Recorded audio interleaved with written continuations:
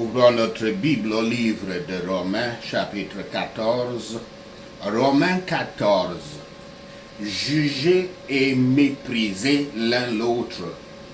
Jugez et méprisez l'un l'autre.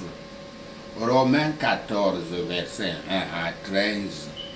Les convertis juifs ont mis en garde contre le jugement et les croyants gentils contre le mépris des autres.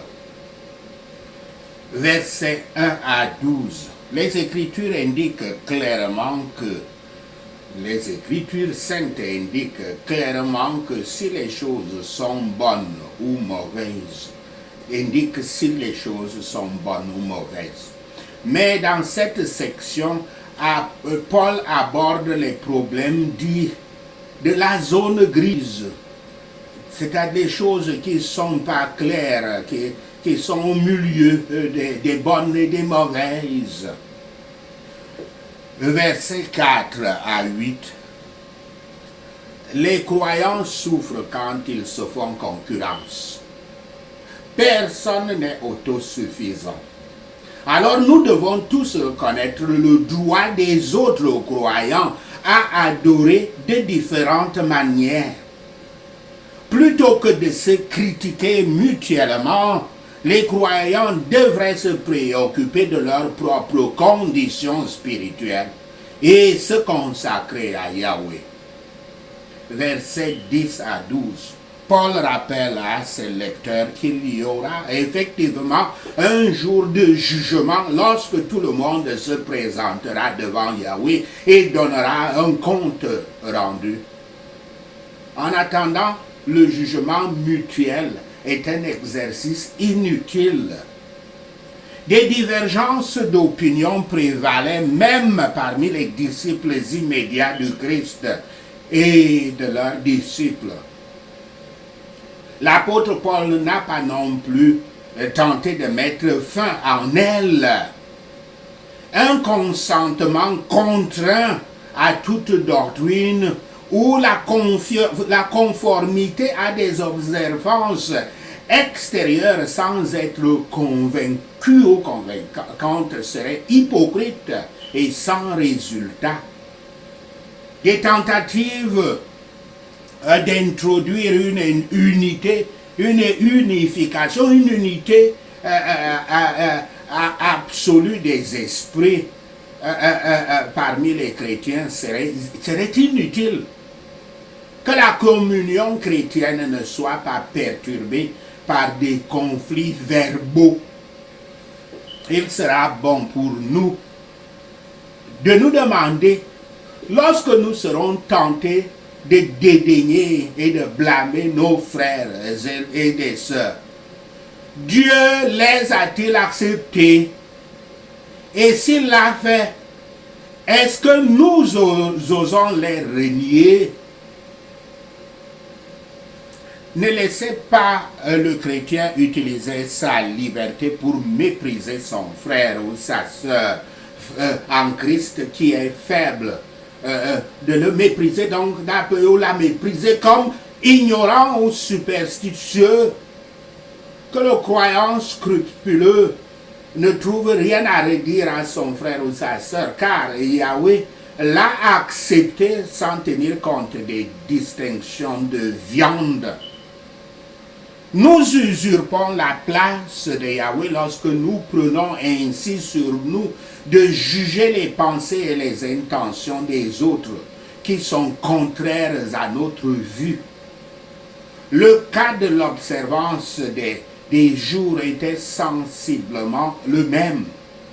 Ceux qui savaient que toutes ces choses avaient été abolies par la venue du Christ ne prirent pas en compte les fêtes des Juifs. Mais il ne suffit pas que notre entendement consente à ce que nous faisons. Il faut que cela soit certifié par la parole de Dieu. Seule la parole de Dieu devrait juger les autres. Par ma bouche, seule la parole de Dieu. soyez prudents lorsque vous agissez contre une conscience qui doute. Nous sommes tous enclins à faire de nos propres vues le standard de la vérité, à considérer comme certaines les choses qui paraissent douteuses. Ainsi, les chrétiens se méprisent et se condamnent souvent les uns les autres à propos des questions douteuses à un moment. Un hommage reconnaissant à Yahweh, l'auteur et le donateur de toutes nos miséricordes, les sanctifie et les adoucit. Versets 7 à 13. Bien que certains soient faibles et que d'autres soient forts, s'il faut appeler ainsi, faibles, forts, tous doivent accepter de ne pas vivre par eux-mêmes. Aucune personne qui a donné son nom à Christ n'est autorisée à être un lutteur pour son intérêt personnel. Cela est contre le vrai christianisme. L'occupation ou le devoir de nos vies n'est pas de nous faire plaisir, mais de faire plaisir à Yahweh. C'est cela le vrai christianisme, qui fait que le Christ est tout en tous. Bien que les disciples du Christ aient des forces, des capacités et des pratiques différentes dans des domaines, dans des choses moins importantes, ils sont tous du Seigneur. Ils appartiennent tous au Seigneur. Tous se regardent et servent et s'approuvent en Christ. Il est le Seigneur de ceux qui vivent pour les gouverner et ceux qui sont morts pour les ranimer et les relever. Les disciples du Christ ne doivent pas se juger ou se mépriser les uns les autres, car l'une ou l'autre des choses doivent rapidement, du moins chacun d'eux doit rapidement rendre compte. Le fait de croire au jugement du grand jour ferait taire les jugements imprudents. Que chacun examine son cœur et sa vie. Celui qui est rigoureux dans son jugement et son humiliation ne sera pas en mesure de juger et de mépriser son frère. Nous devons prendre garde de dire ou de faire des choses qui peuvent faire trébucher ou tomber. L'un signifie un moindre défi, l'autre un degré plus élevé de délit. Ceci peut être une occasion de chagrin ou de culpabilité à notre frère ou à notre sœur. Romains 14, versets 14 à 23.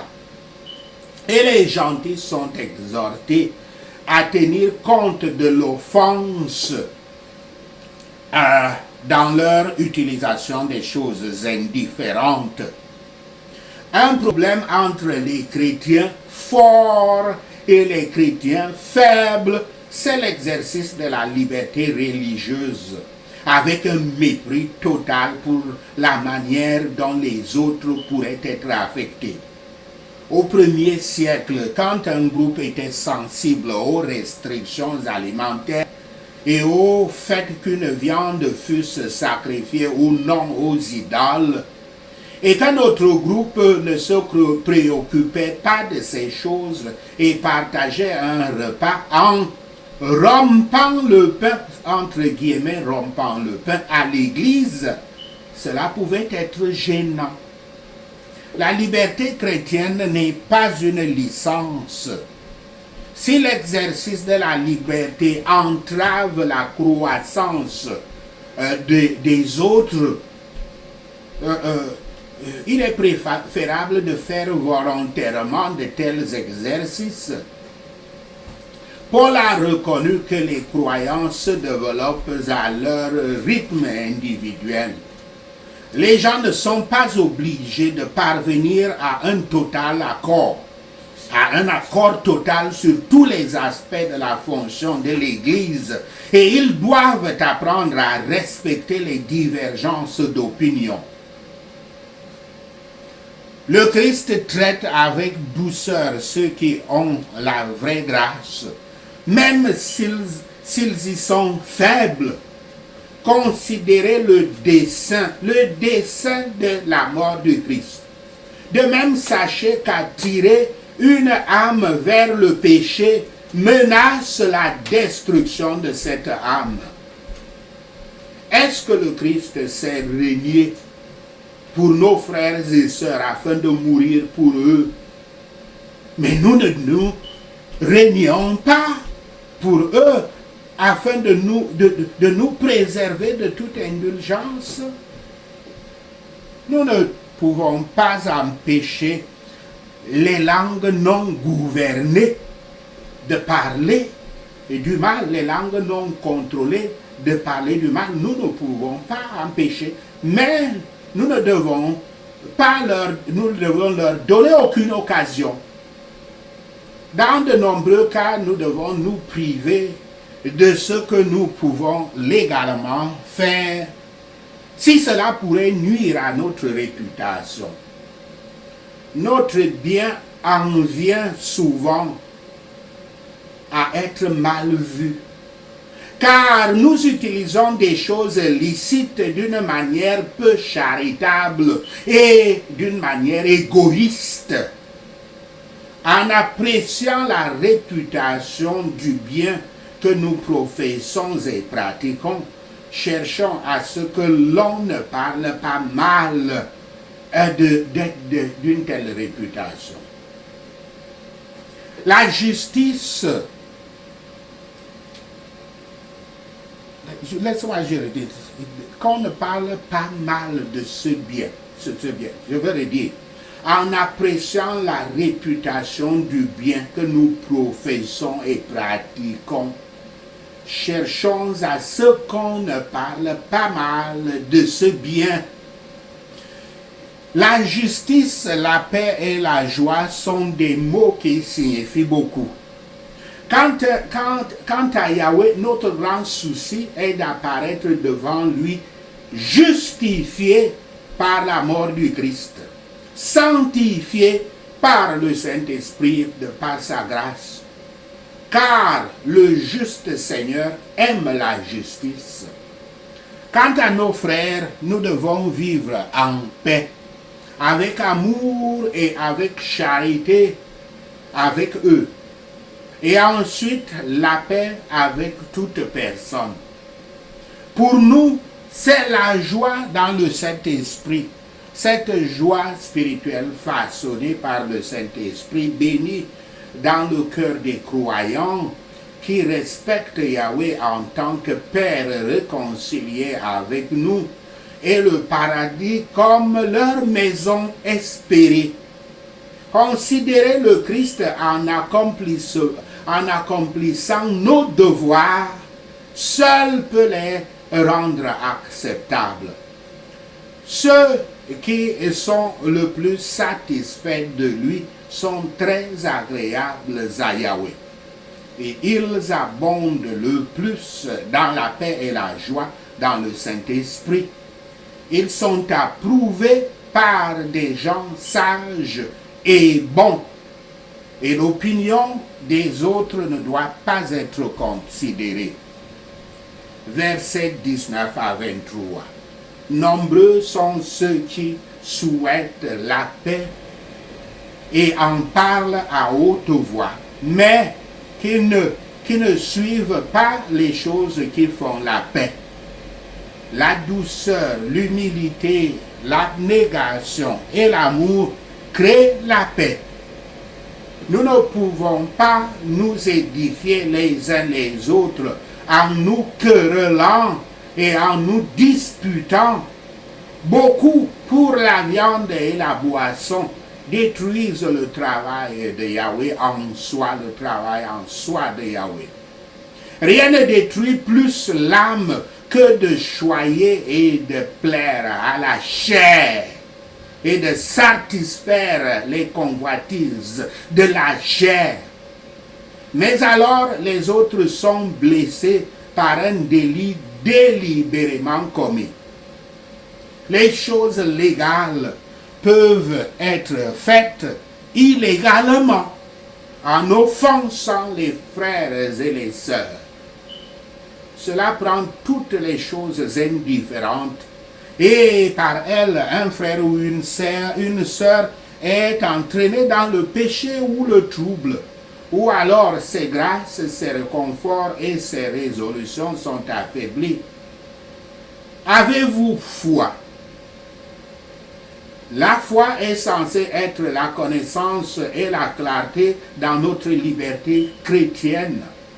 Profitez du confort, du réconfort, mais ne vous inquiétez pas des autres par sa mauvaise utilisation. Nous ne pouvons pas non plus agir contre une conscience qui doute. Les bénédictions du royaume du Christ sont excellentes.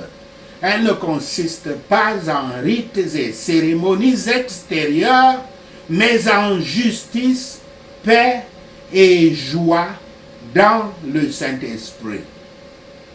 Comme le service de Yahweh est préférable à tous les autres services, et en le servant, nous ne sommes pas appelés à vivre et à mourir pour nous-mêmes, mais pour le Christ, à qui nous appartenons et que nous devons servir. Sachez ceci, et le Seigneur Yahweh vous bénira. Prenons ces points de prière. Prions, basés sur Romains 14.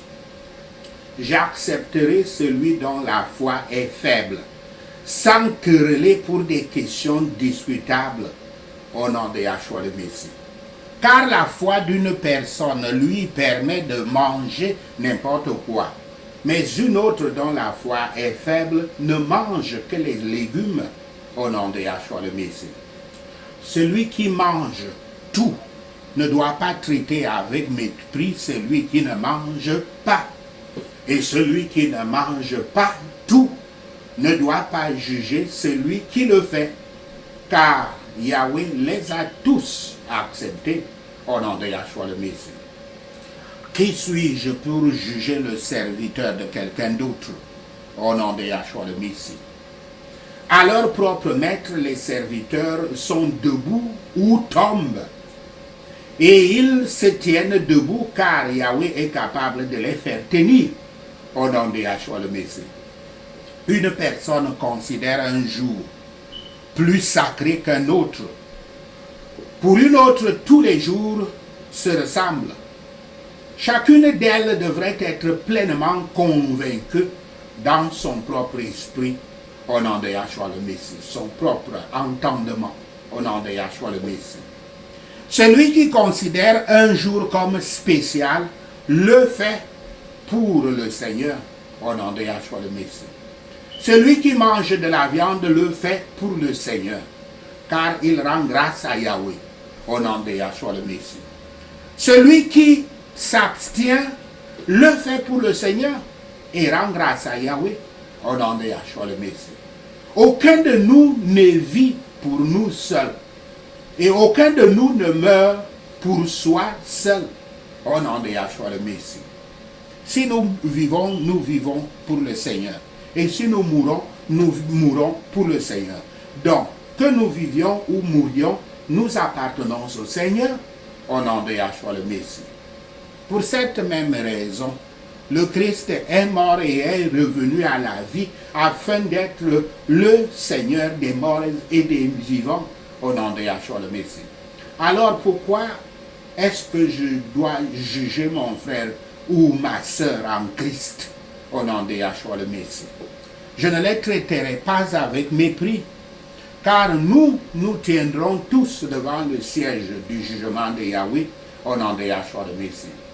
Car il est écrit, et aussi sûrement que je vis, dit le Seigneur, tous les genoux se prosterneront devant moi, toute langue reconnaîtra Yahweh au nom de Yahshua le Messie. Alors chacun de nous rendra compte de nous-mêmes à Yahweh au nom de Yahshua le Messie. Je cesserai donc de porter un jugement sur les autres au nom de Yahshua le Messie. Au lieu de cela, je me décide à ne pas faire obstacle à un frère ou une sœur au nom de Yahshua le Messie. Je suis convaincu, persuadé pleinement dans le Seigneur Yahshua, que rien sur la terre n'est impur en soi, au nom de Yahshua le Messie.